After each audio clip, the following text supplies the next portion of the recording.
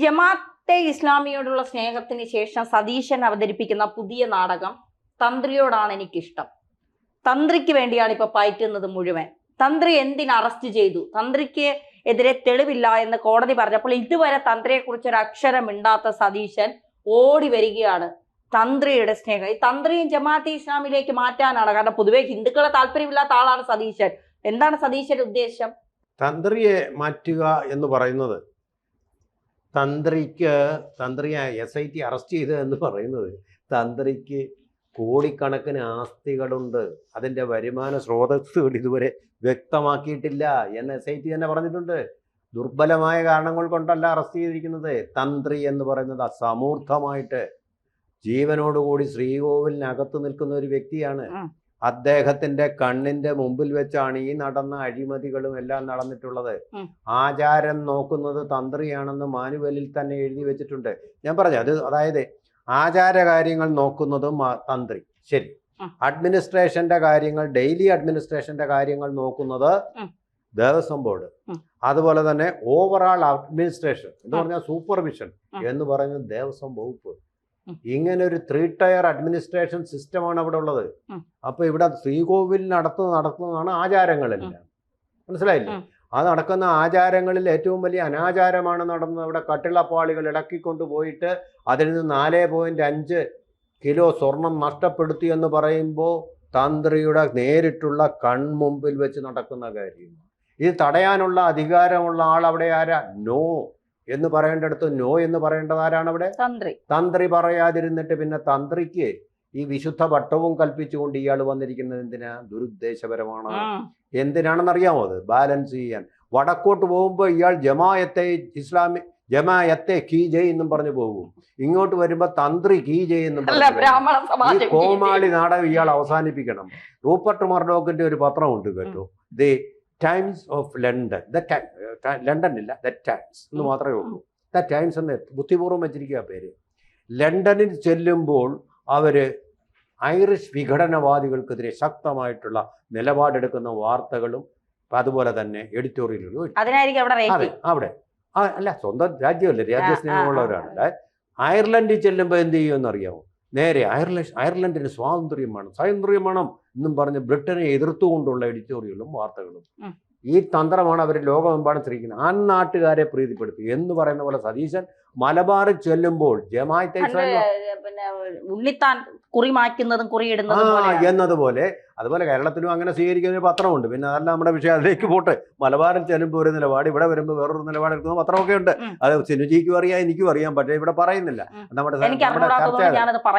പറയുന്നുണ്ട്. അതുകൊണ്ട് നമ്മൾ അതല്ല നമ്മുടെ വിഷയം.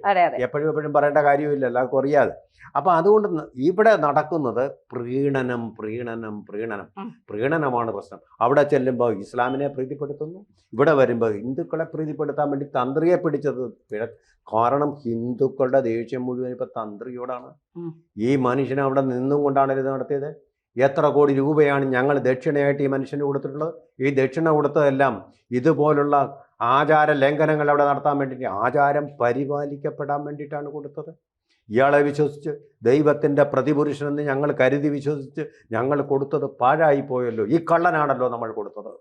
അവിടെയുള്ള നോക്കൂ, കഴിഞ്ഞ ദിവസത്തെ നെയ്യെക്കുറിച്ചുള്ള ഒരു പെട്ടിക്കടയുടെ ഉത്തരവാദിത്വം പോലും നിങ്ങൾക്കില്ലയോടോ? ദേവസ്വം ബോർഡിനോട് ചോദിച്ച് ഹൈക്കോടതിയിലെ സീനിയർ ജഡ്ജിമാരാണ്, ഇല്ലേ?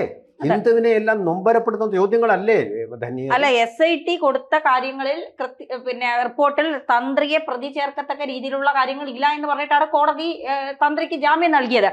തന്ത്രി അല്ലെങ്കിൽ SIT ജാമ്യം നൽകിയവരെല്ലാം ED വിളിപ്പിക്കുന്നുണ്ട്, ED കാര്യങ്ങൾ അന്വേഷിക്കുന്നുണ്ട്, ED മൊഴിയെടുക്കാൻ വിളിപ്പിക്കുന്നുണ്ട്. തന്ത്രിയും അതുപോലെ വിളിക്കാൻ സാധ്യതയുണ്ട്. EDക്ക് കൃത്യമായി ബോധ്യമുണ്ടെങ്കിൽ തന്ത്രി ഇനിയും അറസ്റ്റിലാകാം. ഈ ഒരു ഇത് പറഞ്ഞുകൊണ്ട് തന്ത്രി ഇനി ശബരിമലയിൽ കയറാനും സതീശൻ അല്ലെങ്കിൽ കോൺഗ്രസ് ഒപ്പം നിൽക്കുന്നു എന്ന് പറഞ്ഞുകൊണ്ട് വീണ്ടും തന്ത്രി ശബരിമലയിലേക്ക് വരുമോ? അല്ല, ഒരു കാര്യം കൂടെ ഞാൻ പറഞ്ഞോട്ടെ. ഈ ആടിയ ശിഷ്ടം നെയ്യുടെ കാര്യത്തിൽ അവിടെ കോടതി വിചാരണ വന്നപ്പോൾ ഇതിൽ 3 പ്രതികളാണുള്ളത്. ഒറ്റ മിനിറ്റ് കൊണ്ട് 3 പ്രതികളാണുള്ളത്. ആരൊക്കെയാണെന്നറിയോ ഈ 3 പ്രതികളെ? ഒന്ന് കീഴ്ശാന്തി, മറ്റൊന്ന് ശാന്തി, 2 ശാന്തിമാർ, മൂന്നാമതൊരുത്തം മാത്രമാണ് ഇവിടുത്തെ സെക്യൂരിറ്റി ഓഫീസർ. സാർ അവിടെ പഠിച്ചു കളിക്കാരൻ ഉണ്ണികൃഷ്ണനാണ് ഈ വേല അത്രയും അവിടെ കാണിച്ചത്. അപ്പൊ പിന്നെ അറിയാമല്ലോ, ഈ ശാന്തിമാര് പറയുന്ന അനുജയാണ് കേൾക്കേണ്ടത്. തന്ത്രി. ഈ തന്ത്രി എന്തോന്ന് ചെയ്തുകൊണ്ടിരിക്കുവായിരുന്നു ഈ സമയത്ത്, അത് നിയന്ത്രിക്കേണ്ട സമയത്ത്? പെട്ടിക്കടയുടെ ഉത്തരവാദിത്വം പോലും ഇല്ലാതെ പാവപ്പെട്ട ആൾക്കാരുടെ വിശ്വാസത്തെ വിറ്റ് കാശാക്കി ഇവരെ നമ്മൾ വിശ്വസിക്കണമെന്നാണോ സതീശൻ പറയുന്നത്? ഇപ്പൊ അവർക്കും വന്നിരിക്കുന്നു, അവർക്ക് ഒസ്യത്വമായിട്ട് എഴുതിക്കൊണ്ട് അദ്ദേഹം വന്നിരിക്കുന്നു. ഈ ഭരണപരമായ കാര്യങ്ങളിൽ മാത്രമാണ് ദേവസ്വം ബോർഡിന്റെ ഇടപെടലും അനുജ്ഞ അനുസരിച്ചുള്ള കാര്യങ്ങളൊക്കെയാണ് ഈ തന്ത്രിയുടെ ഭാഗത്തു നിന്ന് ഉണ്ടാകുന്നതൊക്കെ പറഞ്ഞിട്ടുണ്ട്. പക്ഷേ തന്ത്രി അറിയാതെ അവിടെ ഒരു കാര്യങ്ങളും നടക്കാൻ പാടില്ലല്ലോ. മാത്രമല്ല, തന്ത്രിക്കെതിരെ ഉയർന്ന ഒരു ആരോപണം നമ്മൾ ആലോചിച്ചു. 2.5 കോടി രൂപ തിരുവല്ലയിലെ ഒരു സ്വകാര്യ സ്ഥാപനത്തിൽ നിക്ഷേപിച്ചിട്ടുണ്ട്. ഈ നിക്ഷേപിച്ചിട്ടുണ്ടെന്ന് ആ സ്ഥാപനത്തിന്റെ ഉടമ തന്നെ പിന്നീട് പറയുകയും ചെയ്തു. Nedumparam financial credit syndicate. അവിടെ നിന്ന് പത്തനംതിട്ട MP ആന്റോ ആന്റണി എന്തിനാണോ പൈസ മേടിച്ചുകൊണ്ട് പോയി, 1.5 കോടിയോ 2 കോടിയോ മേടിച്ചുകൊണ്ട് പോയി, ഇതും പറയുന്നു ഈ പൈസ തിരിച്ചു തന്നില്ലെന്ന് പറയുന്നു. അപ്പോൾ ഒരാൾ നിക്ഷേപിക്കുന്നു, മറ്റൊരാൾ എടുത്തിട്ട് പോകുന്നു എന്നൊക്കെ പറയുമ്പോൾ ഇവിടെ ഒരു രാഷ്ട്രീയ തന്ത്രി കൂട്ടുകെട്ട് നമുക്ക് സംശയിക്കാമല്ലോ. അതിന്റെ മേഖലയിലേക്ക് അന്വേഷണം പോകുന്നില്ല. മാത്രമല്ല, 90 ദിവസത്തിനുള്ളിൽ ഈ പറയുന്ന കുറ്റപത്രം സമർപ്പിക്കാത്തത് കൊണ്ടല്ല തന്ത്രിക്ക് ജാമ്യം കിട്ടിയത്. തന്ത്രി ജാമ്യം കിട്ടി പുറത്തേക്ക് വന്നോട്ടെ എന്നുള്ള രീതിയിലാണ് SITയുടെ അന്വേഷണ റിപ്പോർട്ട് പോയതെന്നല്ലേ നമുക്കിപ്പോൾ മനസ്സിലാക്കുന്നത്. എല്ലാവരോടും അങ്ങനെയല്ലേ കാണിച്ചത്? വാസുവിനോടും അല്ലെങ്കിൽ പിന്നെ പത്മകുമാറിനോടും മുരാരി ബാബുവിനോടും എല്ലാവരോടും ഈ നിലപാട് തന്നെയാണ്. തന്ത്രി, നമുക്കിപ്പോ ഒരു പ്ലോട്ട് ഇതിന്റെ പിന്നിൽ സംശയിക്കാം. കാരണം ഈ 2 കോടി രൂപ നെടുമ്പറം ഫൈനാൻഷ്യൽ ക്രെഡിറ്റിൽ ഈ തന്ത്രി കൊണ്ടുപോയി നിക്ഷേപിച്ചത് ശബരിമലയിൽ നിന്ന് മോഷ്ടിച്ച ഈ പൈസയാണ് കാണിക്കായിട്ട് അവിടെ കൊണ്ടിട്ടിട്ട് ഒരു അഡ്ജസ്റ്റ്മെന്റ് ആണ് ആന്റോ ആന്റണിയുമായിട്ട്. അതെ, സംശയിക്കുകയാണ്, ഇത് ആരോപിക്കുകയല്ല. ഈ 2 കോടി അവിടെ ഇട്ടിട്ട് ഞാൻ നേരിട്ട് നിങ്ങൾക്ക് തരുന്നില്ല, നിങ്ങൾ അവിടുന്ന് വരിച്ചു.